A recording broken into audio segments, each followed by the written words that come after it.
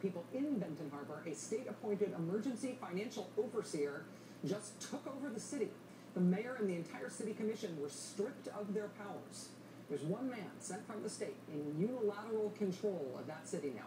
The city's elected officials are not running that city, not anymore. Emergency managers are not a new idea in Michigan. They've been around for a long time. The Detroit Public Schools have been run by an emergency manager since the last governor was in charge, a Democrat, Jennifer Granholm. But last month, the new Republican governor, Rick Snyder, signed a new emergency manager law, which you could call emergency manager on steroids. Or if you really don't like it, you could call it financial martial law. This new bill contains more than a dozen new triggers for getting put under emergency rule. And it gives an emergency overseer in a town or in a school district, it gives that overseer astounding amounts of new power. The Detroit schools manager told the Detroit News he had been frustrated under the old manager law. Detroit was still allowed to have an elected school board, and those locally elected officials did not always want what he wanted, which he found frustrating. The new law passed by Republican Governor Rick Snyder, though, would do away with that complication. And that new power has the Detroit schools emergency overseer guy licking his chops. And I'm not being hyperbolic. Listen to how he described it to the Detroit News. He said, quote, "I do drool when I think of the pace of change we could achieve under the new law. Power. Tastes great. More thrilling. I do drool." But the fact is that this guy used to feel throttled by the people who the people of Detroit elected to make decisions about schools in their city. Now, under the new law, whoever you elect locally, totally irrelevant.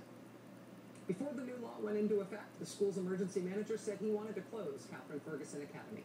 It was slated for closure last year as part of Detroit Public Schools emergency financial manager Robert Bob's plan to downsize the school system, but protests from students and community members kept it open.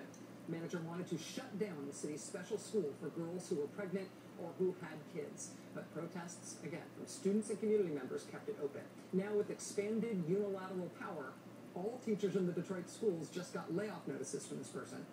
And the girls at Catherine Ferguson Academy just found out that their school has been put on this list. Look, closures or charters with a big asterisk on it. The asterisk means, quote, proposals will be requested to operate these schools as charters. If an acceptable proposal is not submitted for a school, then it will be closed during the summer of 2011.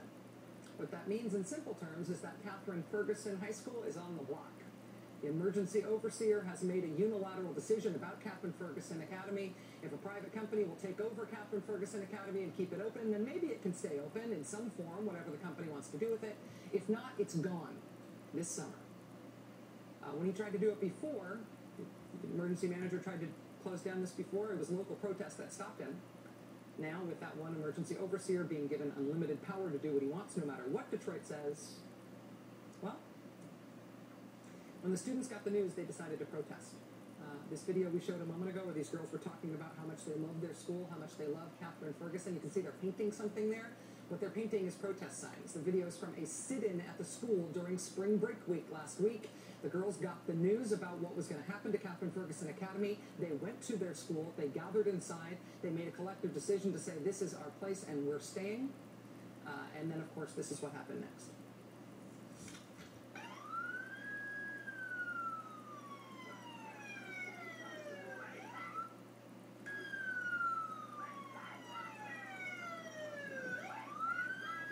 In an American city, the police turned on the sirens of their police cars to drown out the girls' voices while they were getting handcuffed and arrested for refusing to leave their school. At least one teacher was arrested alongside them. The attitude of the teachers was really plain. It was, we can find a job somewhere else, but these young women, they can't replace this school. If we don't stand and fight with them for their futures, then I've had many debates with people on YouTube the news now about Michigan would white people come and save us from all these problems. If you scroll down through my videos, you'll see me having various discussions with white people and also with black people, which is the saddest part.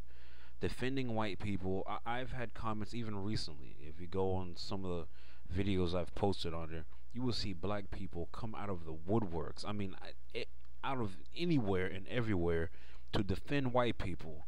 I tell you to support black businesses, to only support black musicians and these people come out of nowhere and attack me and say I'm being racist, which you idiots don't understand what racism is. You have to have power, which clearly white people do have. If you haven't watched the beginning part of this video, I made a comment a while back, and I said that I want white people to line up 10 black women, rape them, and then shoot them in the middle of the street. And I want to see what black people will do. Now here we have martial law declared on black people, and what's going on. And for all you people out there who said that white people will see injustice and come and do something about it, there are no white people doing anything about it. They do what they always do. They talk about it, and they find it interesting, and they move on. I don't even think people understand how serious this is. This is martial law. That means they basically said, whatever government you guys had there, whatever leadership, we don't care. We're gonna go in and do what we want to do. I mean, that is supreme dictatorship. I mean, that's akin to Caesar. Just going in there, you are a dictator. You're gonna go in there and tell people what to do. We don't care about how your life is. We don't care what your problems are. We don't care about your people. And you people still want to debate with me about these people, about non-black people. This is what non-black people do to black people on a daily basis. Just because you can go out and drink with a few of them, have sex with a few of them, this is what will ultimately happen to black people. If you haven't read it yet, The Black Man's Bible, The Destruction of Black Civilization, all of these things have been chronicled. History always tells what's going to happen in the future. You can see it in the history. I made a comment about all these people supporting this white chick and this white guy singing Chris Brown's song. And all these black people, this is amazing.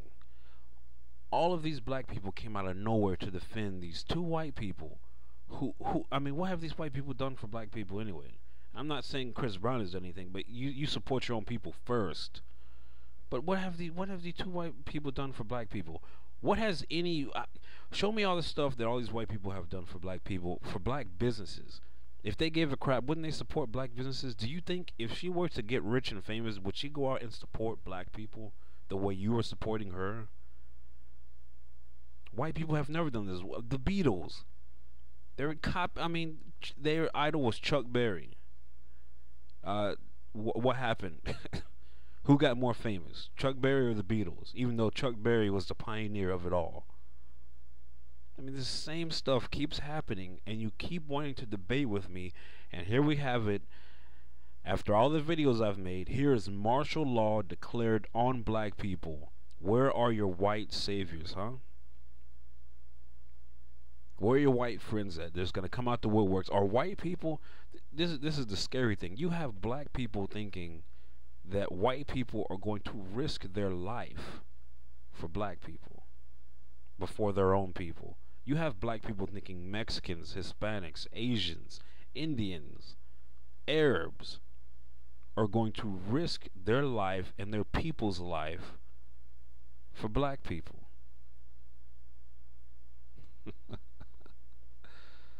Martial law declared on black people, live on television, and you still want to debate with me. But I'm crazy.